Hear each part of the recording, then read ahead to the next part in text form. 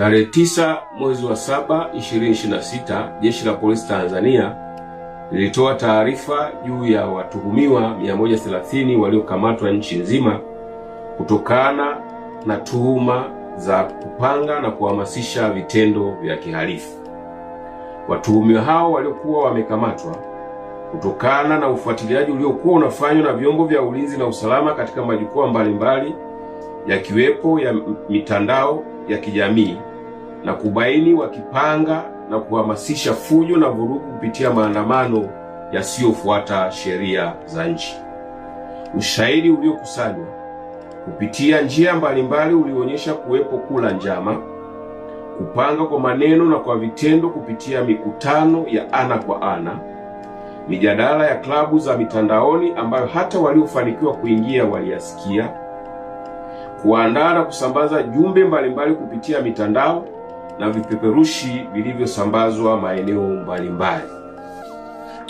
Mengine waliokuwa wakipanga na kuhamasisha mbali na kufanya fujo na vurugu kupitia maandamano yasiyofuata sheria, kanuni na taratibu ni pamoja na kuua viongozi wa serikali na wananchi ambao hawaungi mkono, kuchoma shule moto ili kuleta hofu na taharuki kwa wazazi na walezi, kulipua transforma za umeme ili nchi iwe gizani, kukata miti ili kufunga barabara, kuzuia vyombo vya ulinzi na usalama washindwe kufika kwa haraka, kuzuia na kutoa msaada wa kiusalama maeneo ambayo walitakuwa wakifanya vitendo vya kihalifu, kuharibu na kuchoma moto mali za umma na watu binafsi waliokuwa wamewalenga, kushambulia askari wa vyombo vya ulinzi na usalama ili kuwapora silaha wazitumie kufanikisha malengo waliokuwa wamepanga.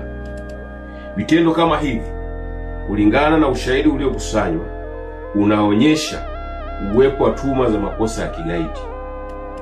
Kwa mujibu wa sheria, vitendo vya kigaidi kwa uchache ni pamoja na kula njama, kupanga na kuhamasisha kufanya vitendo vyenye kujenga hofu ili kusababisha hofu kubwa kwa watu, kupanga na kuhamasisha kujeruhi na kuua watu, kuhamasisha kupora silaha ili kuzitumia kufikia malengo na kuzuia huduma muhimu kwa kuharibu miundombinu.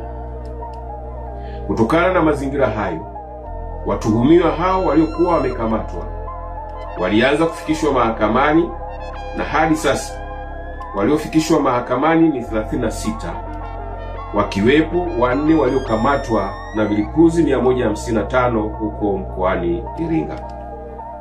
Wengine wataendelea kufikishwa mahakamani, wakiwepo wale wanaoendelea kutafutwa kutokana na ushahidi uliokusanywa. Jeshi la Polisi kwa kushirikiana na vyombo vingine vya ulinzi na usalama litaendelea kutekeleza majukumu yake kwa weledi mkubwa kuhakikisha Watanzania na taifa linaendelea kuwa salama. Hakikisha umesubscribe, comment, like na kushare. Mseto Media, we connect everywhere.